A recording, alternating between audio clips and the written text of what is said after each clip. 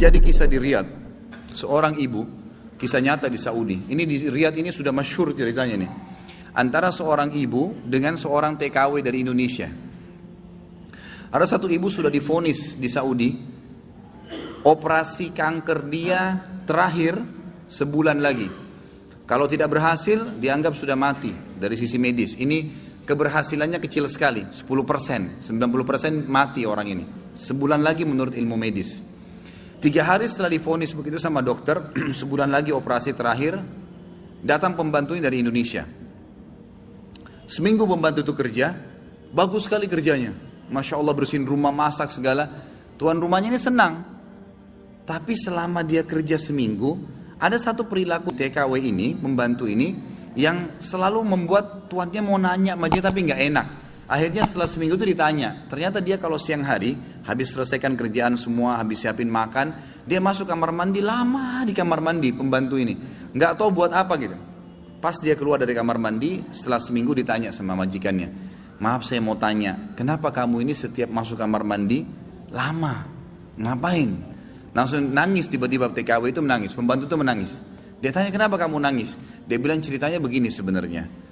Sebelum saya berangkat ke Saudi di Riyadh ini, 12 hari sebelumnya saya baru melahirkan. Dan saya punya bayi di Indonesia. Saya lagi susuin. Nah saya tinggalkan karena keadaan ekonomi. Terpaksa saya tinggalkan. Visa sudah keluar, saya melahirkan, saya berangkat. Nah saya masuk kamar mandi ini, saya keluarin air susu saya. Karena kalau tidak payudara saya sakit. Coba. Kalau antum dengar keluhan seperti ini dari pegawai, dari staf, dari orang, apa yang antum lakukan? Perhatikan perilakunya muslimah ini, ya. Majikannya buat apa? Ini ternyata menjadi penyebab penyakitnya hilang. Apa yang dia buat? Dia bilang baiklah. Sambil dia nangis, dia dengar ceritanya, dia bilang baiklah. Dia masuk gajinya itu 800 real per bulan. Tuannya ini kebetulan punya duit di rumahnya, diambil dikali 24 bulan, 2 tahun.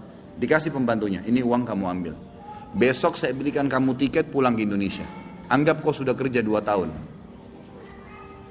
Pembantunya bilang, nggak apa-apa. Dia bilang nggak apa-apa. Anak kau lebih penting daripada saya. Urus anakmu, nggak apa-apa. Terus ada pembantunya, baiklah kalau begitu terima kasih. Kata tuannya, kalau seandainya 2 tahun kemudian habis nyusuin kamu terfikir kembali, ini nomor HP saya, dikasih, pulanglah. Pembantu kita sudah selesai nih, TKW sudah pulang Indonesia. Kita sekarang berhubungan dengan kisah ibu ini. Apa kata dia? Semenjak pembantu itu berangkat, mulai hari itu setiap hari saya menangis. Menangisnya bukan karena sedih penyakit saya merasa terharu, susah menggambarkannya, terharu betul dan bersyukur kepada Allah. Bagaimana Allah membukakan pintu itu buat saya. Saya selalu bersyukur terus sama Allah karena saya terfikir untuk kasih gaji 2 tahun.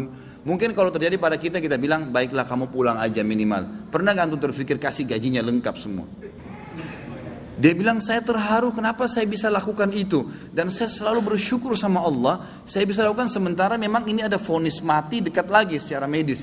Dia bilang tiap hari saya menangis. Dan setiap kali saya menangis saya merasa ada satu kepuasan dan keadaan saya lebih baik.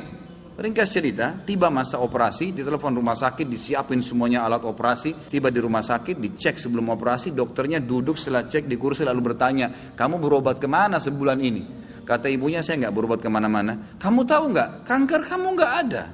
Sedikit pun nggak ada. Akarnya nggak ada. Sembuh total. Nggak ada. Nggak mungkin terjadi secara medis. Ibu itu tersenyum lalu mengatakan, kalau betul apa yang dokter ucapkan, itu karena sedekah saya. Diceritain sama dia ceritanya. Begini. Dokternya jadi nangis. Dokternya bilang apa? Subhanallah, yang telah membukakan mata hati saya, ternyata yang menyembuhkan bukan obat sama dokter. Tapi siapa? Allah subhanahu wa ta'ala.